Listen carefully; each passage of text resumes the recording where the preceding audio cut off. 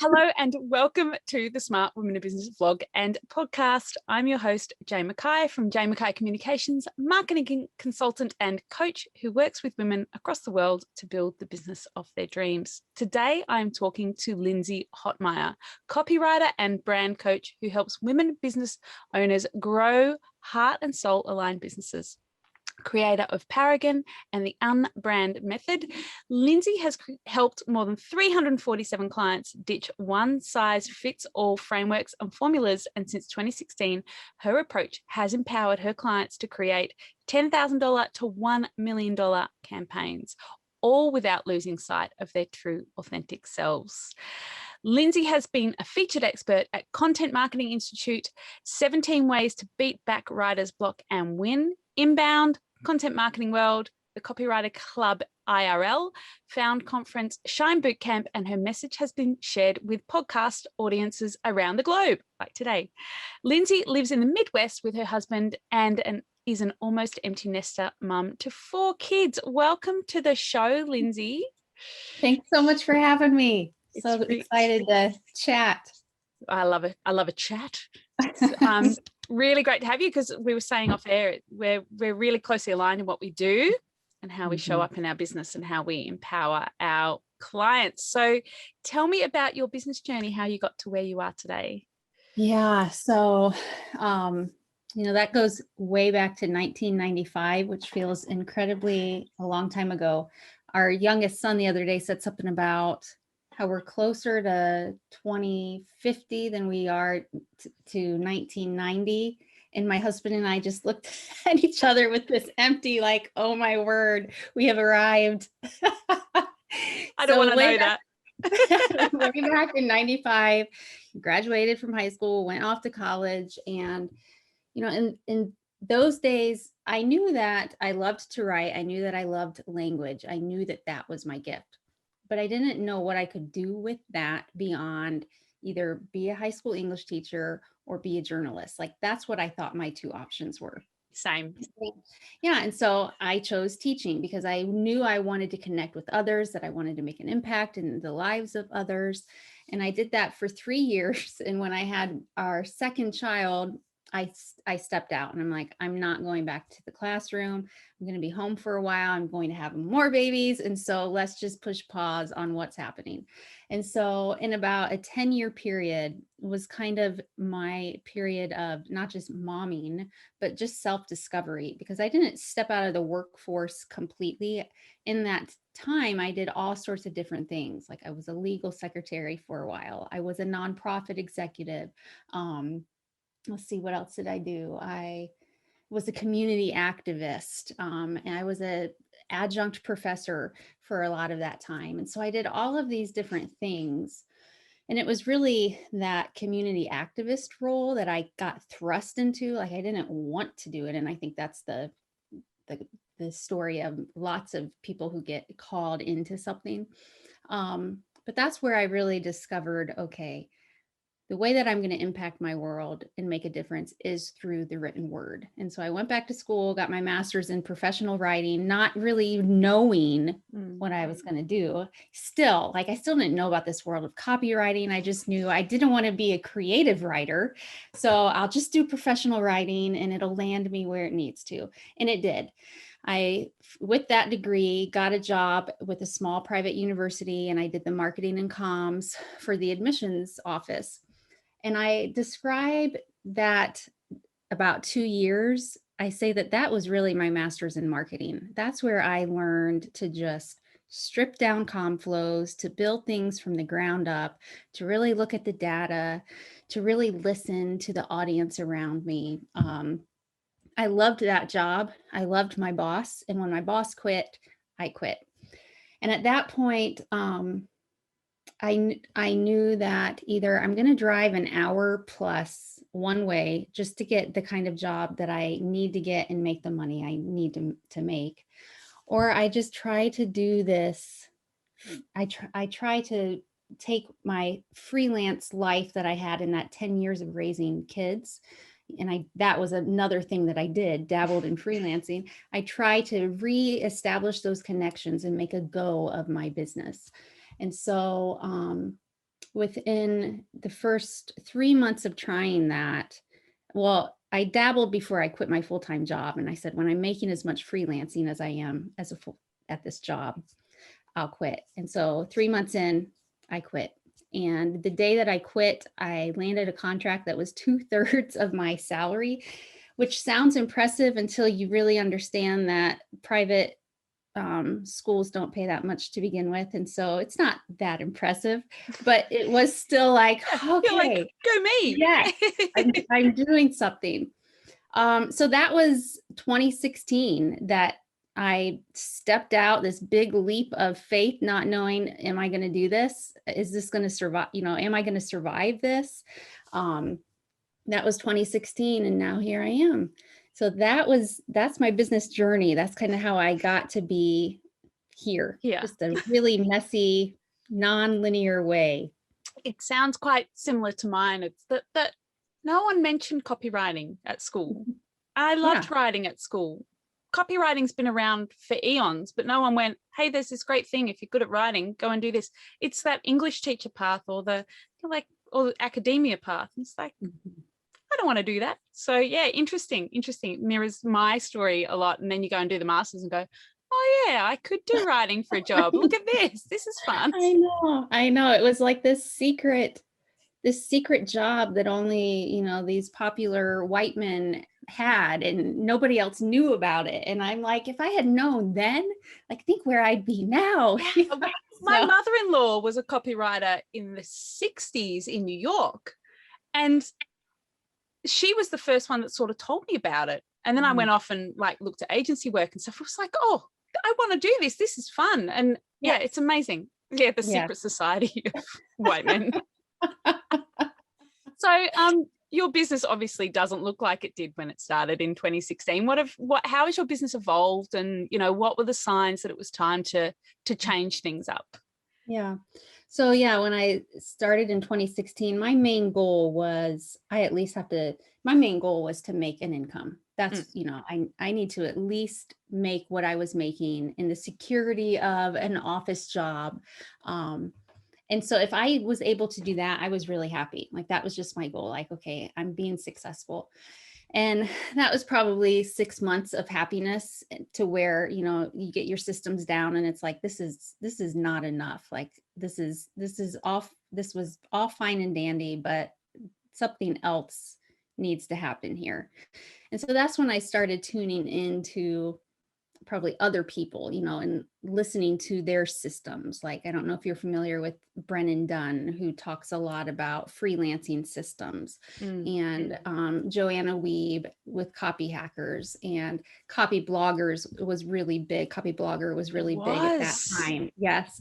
And so really kind of tuning into them and realizing, okay, there's a system and a structure here. And there's a lot more to the way that I can kind of structure my business, present myself, than what I am. And so I think that for the next 2 years, the experience that I had in the next 2 years is really what kind of led me to where I am now, is because what I did is, I think probably what you've heard many women talk through, is you listen to those experts, you tune into the mentors, you watch what everybody's doing, and you just play that game of Simon Says, right? You just plug and play, you just follow in the footsteps, you just do it. And it feels okay and right, like in the moment, because you don't know anything else. You're like a 2-year-old following in the footsteps of your parent. You don't know what else to do. But I think as you get more and more of your bearings, some of us realize this just isn't working, because I've taken everybody else's appendages and plugged them into my own body and expect them to work for me. And so probably in mid 2017, but definitely by 2018, I started taking a step back and asking questions about our industry. Like, is what we're doing really helpful? And it just feels empty and not aligned with who I am. Like, something just doesn't feel right. And that wasn't unusual. I've always been that outlier. I've always said, I'm always the one on the outside of the house looking in the window watching. And so there was a lot of probably resistance for me to accept what was going on in my head of, this isn't right, because I was in tuned enough with knowing I'm an INFJ, I'm an Enneagram type 4. And so you're going to always feel like you see things differently. And so I think that there was some of that, me just sitting in pause, like, is this really something, or is this just, 40 something Lindsay going through the same life that she's lived forever? But as I worked with more and more women and really tuned into what they were struggling with and watching how they tried to plug and play and it didn't work, and just, pivoting over and over again. Yes. I knew that there needed to be a shift. And so that knowledge is what led me to where I am now today. And I talk so much about alignment with my clients, because I can tell you what to do. I go on reels every day and do this and do that. But if that feels completely out of alignment with who you are and how you show up, you're not going to do it. You're going to resent it. And you're not going to actually be showing up for your clients as authentically as possible. And the whole point of working with an individual is you get them as them. You get them as an individual with their own gifts and their own way of doing things. And this whole plug and play and what the gurus tell us to do, follow my system for five-figure days, you're going to be a six-figure entrepreneur. They don't work en masse. We get told they do, but they don't work because they're so out of alignment with how so many people work. And it makes me question our industry also. And I've talked about it a lot, and that lack of authenticity that comes through so frequently, that come and watch my live webinar, which is not live at all. And I rail against it constantly. Yeah. And it is so frustrating. So showing up as that aligned and authentic Lindsay allowed you to create your niche in a very big industry. And they reckon that the coaching industry is going to get to $1 billion a day. Yeah, that's crazy. It blows my mind. It's crazy. And I think that what that does is it points to the fact that people know that they need help and they don't know where else to look. And so they're just grasping. And it's a really scary thing to step out and say, I'm just going to be myself and lead with myself, because so much of that is against the grain of what we're being taught. And so I think as women, especially, there's this constant tension of, this doesn't feel right, but who am I to step off of the track and take a different path? That's really scary. And so what I believe that it does is it forces a lot of women off of the playing field much sooner than it ought to, because they just determine that the problem is me, instead of understanding that the problem is the system that they've been given to play within. So that's been something that I've just been very passionate about and committed to helping more women succeed just by truly being themselves. And that's language that's used a lot, just be yourself, I think that we don't always have the tools to actually figure out how to do that. Because we have grown up in such a noisy globe.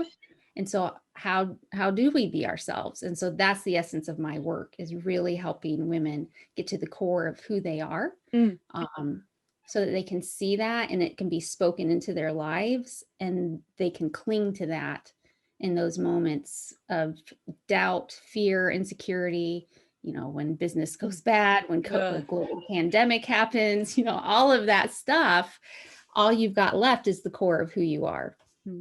And it's interesting because one of the questions I always ask my clients is, who do you want to work with? And inevitably they come back and said, I was told I should work with people. And should is my least favorite word. Let's just get that out of the way. Because we are brought up in this, as businesses, we come from a place of self-doubt, and it's really difficult starting a business. Let's just say that out loud. And we do look to the people who appear to be successful as guides as to what to do in our own business. And we often don't see behind the scenes. We don't see beyond the shiny Instagram accounts and the you know, the 10,000 followers and we go, oh, if they've got 10,000 followers, they must be successful. But we don't know beyond that shiny exterior. And so we're led to believe that that's what equals success, those vanity metrics. And it frustrates me. You don't have to connect with 10,000 people. You just have to connect with 5 people who actually want to hear what you have to say instead of it being shoved down your throat. Anyway, off my soapbox. Oh, I wholeheartedly agree. And finding the right community. Like, it's easy to start a business and feel like, well, that's the place to be because that's where all the support or whatever it is. But that might not be the right community for you to be plugging into, because it might not help you flourish. And to just give yourself, you know, like, let's say you're a photographer. And so there's a really popular photographer Facebook group led by these popular, you know, leaders. And so you feel like you've got to be there, but you realize you're just mixing and mingling with a bunch of other photographers. It's not feeding your business. And so where else can you plug into to actually help you grow? Because that's been probably a revelation for me in the last year, is realizing, okay, you've spent all of your time connecting with people just like you, which is great. It matters, it helps. Support. But you also have to figure out, where are my actual clients and how can I connect? What are the communities that I need to be plugged into to connect to them? Because then we talk about, where do your ideal clients hang out? And often we think our ideal clients are like us. They're not always. And that's why that research is so useful. Anyway, we could probably talk about that all day, but we won't. Obviously you had 4 kids, busy life. How do you manage your life as an entrepreneur? Because it can be hectic. It can be hectic. I think for me, it's one, embracing the tension. And what I mean by that is recognizing what your rhythms are and need to be, and then being okay with that, because that's something I really struggle with. And so that's why I say that. So for example, I'll get up, the kids will get off for the day. And really, for me to get into my business owner shoes, I just have to sit with myself for like an hour to an hour and a half, whether it's reading or whatever it is. And then if I'm at my desk, butt in chair by 10 a.m., then I'm great. And I always struggle with guilt over that, because I know that there's people butt in chair at 8 a.m. or 9 a.m. And so I feel lazy, which is a ridiculous sense of guilt, right? Because what is it that works for me? What works for me is butt in chair at 10 a.m. And then understanding that my most productive hours are probably, like, unfortunately, from about 1:30 to 4, because the kids start rolling in at 3 o'clock, you know, so, but that's like, when it's like, please don't interrupt me. But that's when my brain really starts to make the connections.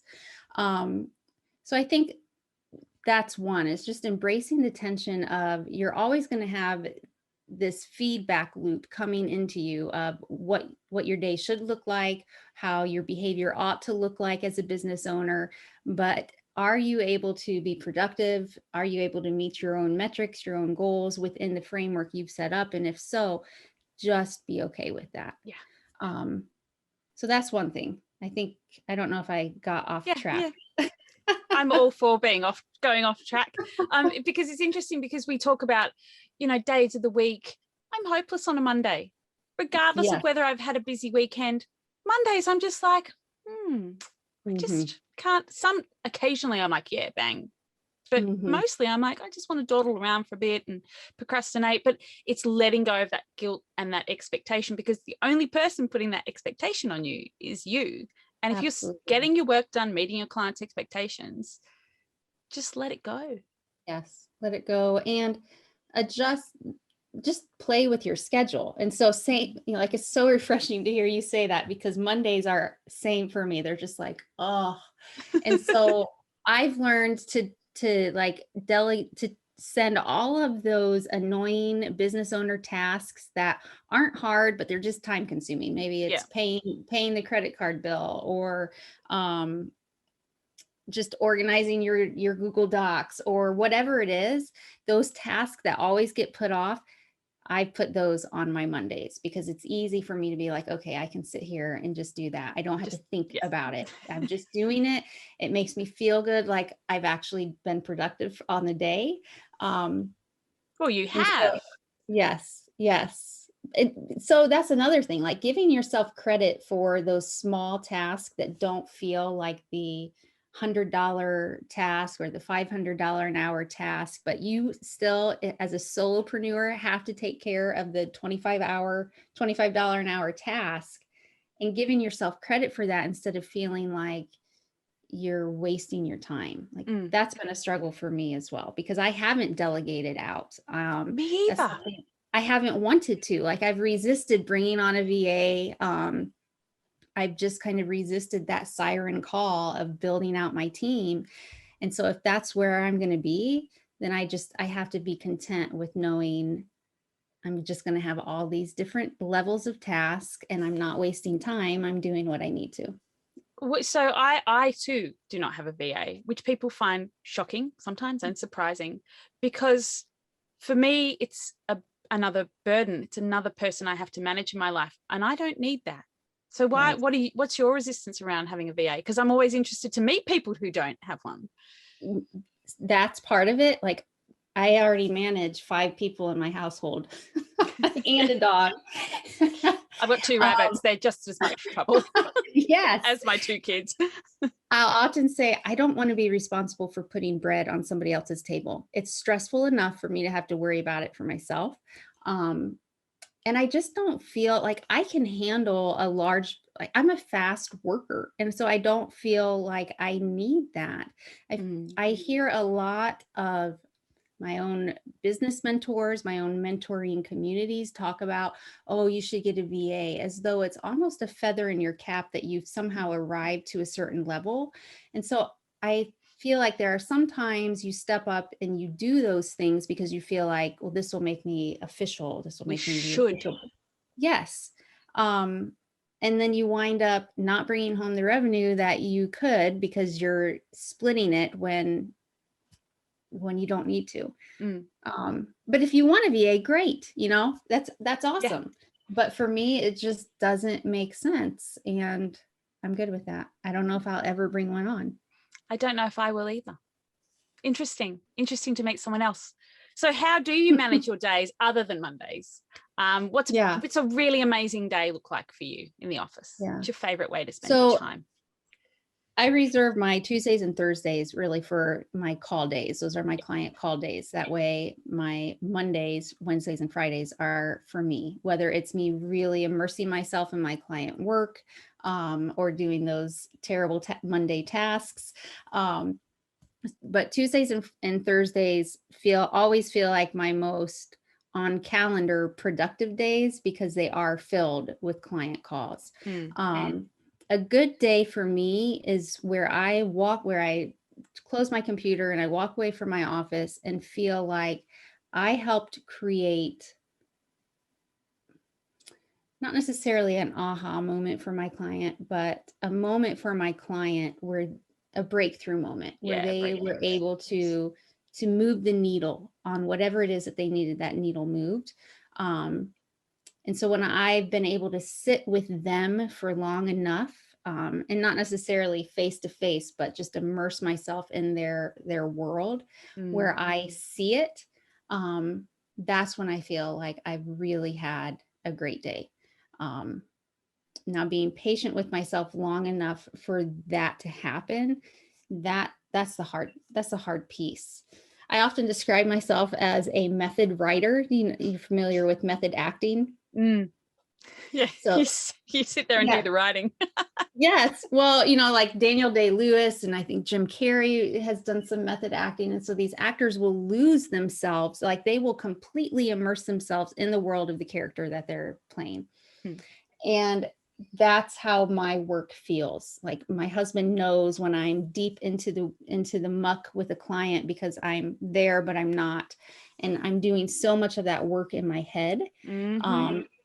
That it can feel like I just stare out the window all day long and don't strike a key on the keyboard because I'm doing all of that internal processing.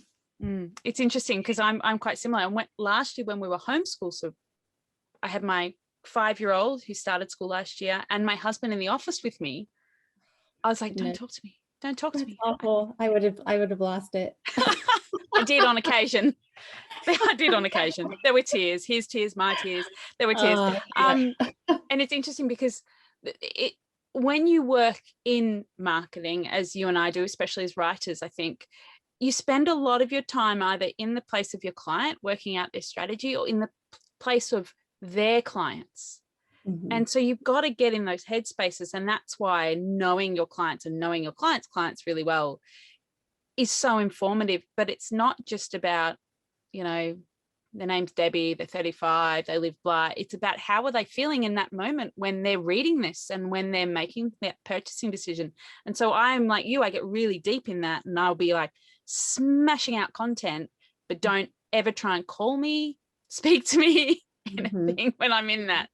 Right. And that's why I think we've got to block out that time. And I do the same thing. I block out Wednesdays and Fridays and Tuesdays and Thursdays. I speak to clients. Sometimes I did a client call on Monday this week. You'd be proud. Oh, go. That's awesome. That's always dangerous for me because I'm like, am I going to remember that this is even on my calendar if I put it on a Monday? It's such a relief to hear someone else say that. That's why we need a VA. Hey, Jane, you're meant to be on Zoom right now. I'm like, oh my gosh. And I'm hungry. And I'm like, I always snack a lot on a Monday. Yes. Yeah. Oh, I'm laughing. Oh, gosh. So what tools do you use to be more efficient or productive in your business? Yeah. So since I don't have a VA, I do try to automate out what I can. So I still use Calendly. Yeah, so do I. And my link, here you go. Yeah, it's great. I use Trello and bring my clients into their own Trello boards so that we can just manage our communications that way. And that makes it easy too, because I can duplicate boards for programs that, you know, are very similar. And so, yeah, I'm not starting from scratch every single time. And then I don't have a major CRM, like I don't use a Dubsado or anything like that. I just don't feel like I need it. And the other tool that I use is Better Proposals to build out my proposals, and which makes it really slick and really easy. And clients always love that. Like they just are always like, what is that tool? We want to implement it in our company as well. And so that's always fun. But those are really the three main tools that I use. And then the rest, Google Docs. Google Docs doesn't even feel like a tool anymore. That's like saying Zoom is a tool. Yeah. Zoom is my number one tool, as it turns out. Yes, exactly. So that's it. So I really keep it minimal, very little overhead, which is how I like it. My accountant was like, you run a very lean business. Yes. Like, well, it's because we like start off really lean and then you grow and you do what you need to do, but still so much of what you and I do is in here. Exactly. And it's just getting it from, for those listening to the podcast, I'm pointing at my head. It's getting it out of our heads and documented. That's the real hard part. Except when we're in that method writing, which I'm going to think about now every time I do it. Yeah, I love it. We talked about self-doubt earlier, and one of the questions I always ask is imposter syndrome. How do you manage imposter syndrome? What are your methods for overcoming the bad days in business? And we all have them. So if you can share, I'd appreciate it. You know, I think it's interesting that we talk so much about imposter syndrome lately. You know, when we grew up, I never even heard, I might have heard of imposter syndrome, but it, you know, I'm sure my children know it probably like they know the word watermelon, you know, it's just normal. And I think that speaks to are probably, I think that speaks somewhat to our social network world, where we're always on, we're always playing the comparison game. We're always seeing what other people are doing and then measuring ourselves up against that. And so I think that that goes hand in hand, especially for me. And so I think for me, imposter syndrome really is just all about insecurity, which is probably for most of us, right? And so when mine flares, that's when I always have to take a step back and kind of think about what is going on around me that I need to turn off. And so whether that's social media, which is Usually. almost always, that's Yeah. what it is. Yeah. Or it's, gosh, Lindsay, you haven't reached out to another living soul outside of your household for the last 12 weeks. Maybe you need to call a friend, and so just intentionally connecting with others helps me get out of my own head. So that's another way that I manage it. And then the other way, and really this has been pretty intentional, I would say the last COVID year, has just been a grounding in my values and my goals. And I find that when I start to feel that imposter syndrome showing up deep in my gut, if I can just remind myself, who are you and what do you want? That helps that imposter syndrome to die down. But it has to be that continual awareness of, this is what's creeping in, and here's what you need to do to combat it. And just understanding it's always going to be there. It's always going to creep in. Insecurity, none of us are exempt from, none. It's just being able to recognize it creep in soon enough so that you can hedge it off.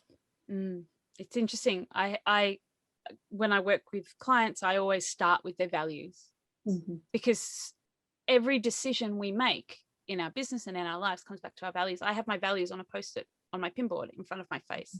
I also have a description of what I do for my clients. It's about expanding their vision for their lives, and that who are you and what do you want?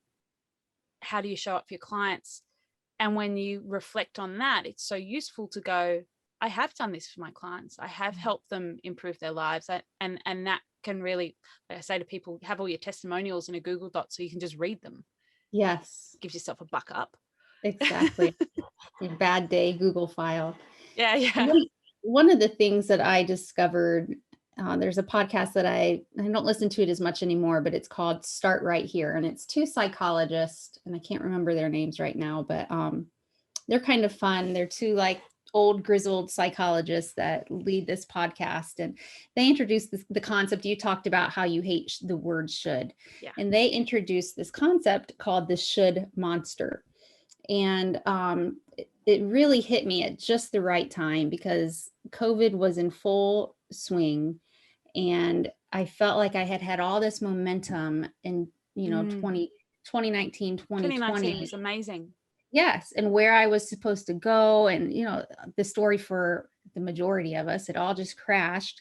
And I was having a hard time sorting through what's next, and just kind of thinking maybe what I wanted isn't really what I want anymore, and struggling with that imposter syndrome of tuning into all the people who were scaling, and me thinking, okay, maybe I need to scale to these multi six figures because I've reached my goals.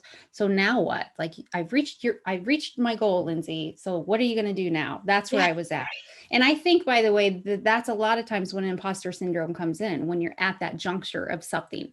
And so that's where I was. And so this podcast with the should monster, they said, make a list. And on one side, write, I want.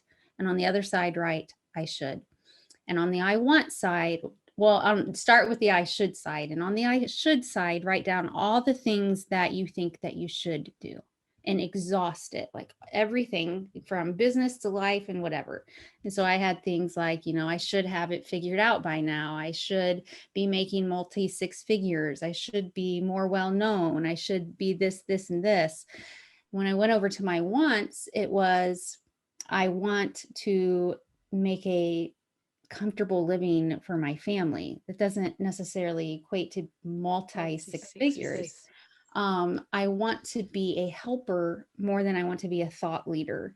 And so that knowledge was, okay, so what does that mean for stages for me and other things like that? And when I compared my wants, it became pretty clear that I felt so stuck and so oppressed and so weighed down by imposter syndrome because I was living in the shadow of the should monster.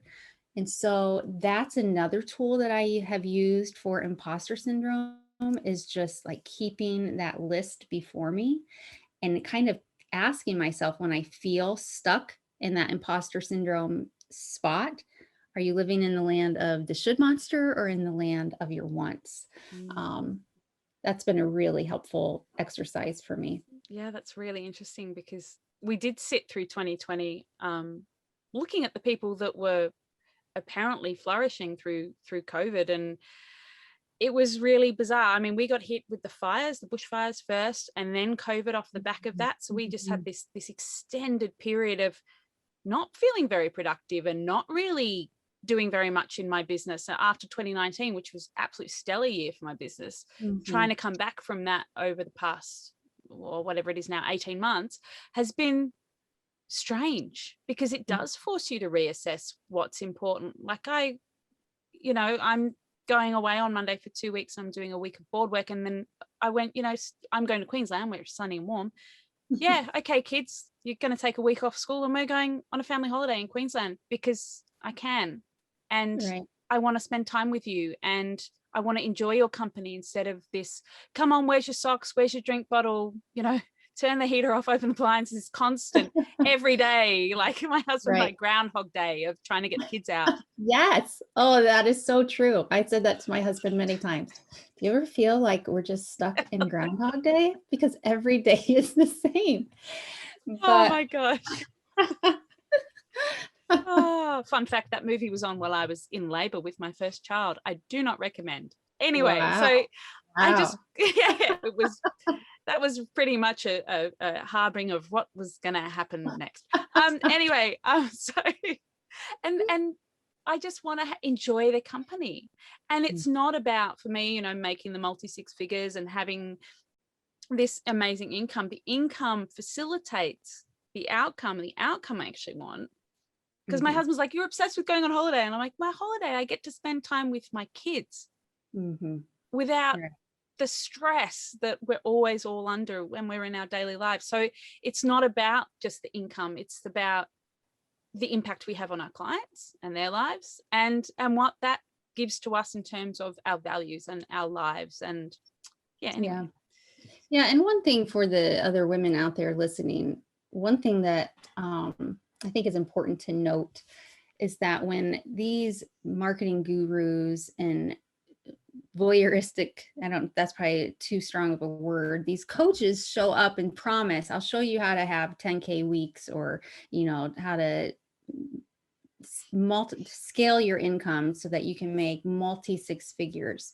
The truth of being a multi six figure business owner is that you're not bringing all of that home.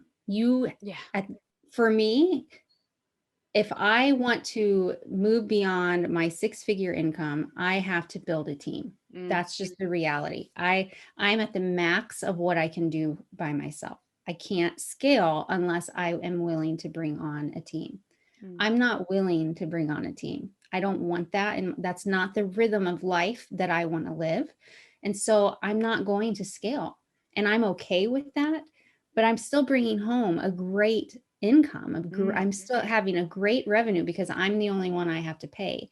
So when you're making multi six figures, you might be making 250, 500,000 a year, but you may have 5, 10, 15, 20 employees that you're paying out of that. And so what's the cost? And that was something that I weighed heavily, because as I listened to entrepreneurs talk about, I made $250,000 this year, but I paid $100,000 to contractors or employees. And I realized, then I don't want to do that. Like, that's just not what I want. And that's just the financial costs. It's the emotional and the mental costs as well. And the time that it takes to manage those people. And I just want to be doing what I'm doing, the way I do it. keep on keeping on. Yeah. Yeah. So it's just important to like understand that full promise and the cost of that full promise. They're showing you the number, but they're not showing you the behind the scenes of what it takes to actually get there. And I've seen people buy into programs where they're like, you've got to have whatever, Kajabi and Entreport and this and that. And you've got to have it from the start. People are like, well, I'm going into like from the baseline, $500 a month expenditure just on programs. They're like, is everyone else doing this? This is what they've told me I need to do. And it's like, well, no, there's always an alternative. Just because they tell you should be doing it doesn't mean you should be doing it. Always question it. There's always another way. So how do you maintain then your sense of community while working alone and possibly not leaving the house for 12 weeks? Well, the world of Zoom has made that really easy. And so for me, it's being intentional about connecting and just understanding that intentionality is probably just going to have to come from me. Like people aren't going to always be like, knocking on my door, because we're all busy. And just to be intentional about, hey, it's been a while since we've connected, let's talk, or reaching out, via my WhatsApp to my friends across the world and just tuning in with them. Just making those intentional touch points, and people here locally that I know, reaching out to them and actually meeting them face to face for coffee. Like that's fancy. So strange, right? Yeah. So that's the biggest way that I maintain community. Is it has to be very intentional on my part, because I am an introvert. I do. Like I don't even think that I need that, right? Like we don't think we do until we've hit rock bottom, and then we're like, crap, I haven't been connecting with anybody. That's probably half my problem. And so it just takes a high level of intentionality, because I'm perfectly happy with my husband and my kids. But I know that's not enough. Like I have to have a community, because Ben, my husband, he doesn't get my business problems. And so I'll end up getting irritated with him because I'll be in a moment of crisis and he just doesn't get it. Well, that's not his fault. So I'm putting So we probably should stop blaming them for that. Yes. So that's why that community is so important, of people that just understand the stress that you're going through, the struggles that you're dealing with, the client issues. So yeah, just a real high level of intentionality on my part. Yeah, just getting out there, us little introverts into the world. Yeah. So what's your why? What keeps you motivated in your business? Yeah. My why and what keeps me motivated is really the mission of my business is to help more women build heart and soul aligned businesses, is to help women succeed. One of my core values is be a friend. And that really is my why. Like my why has always been step in, listen, and hear and see somebody else and help them achieve their highest potential, help them achieve their biggest goals. And so often people can't achieve that because they can't even see that potential there. And it's incredible to be able to be that person who steps in beside someone and says, this is what you are. Like you thought you were this. No, you are so much more.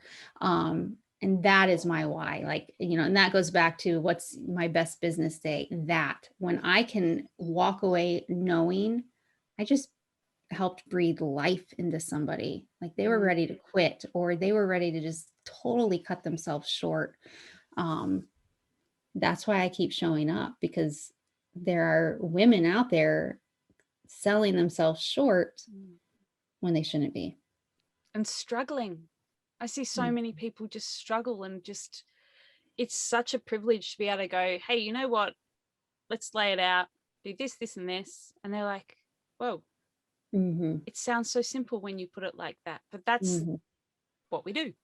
Right. That's right. Incredibly, and it's exhilarating when you do it for someone.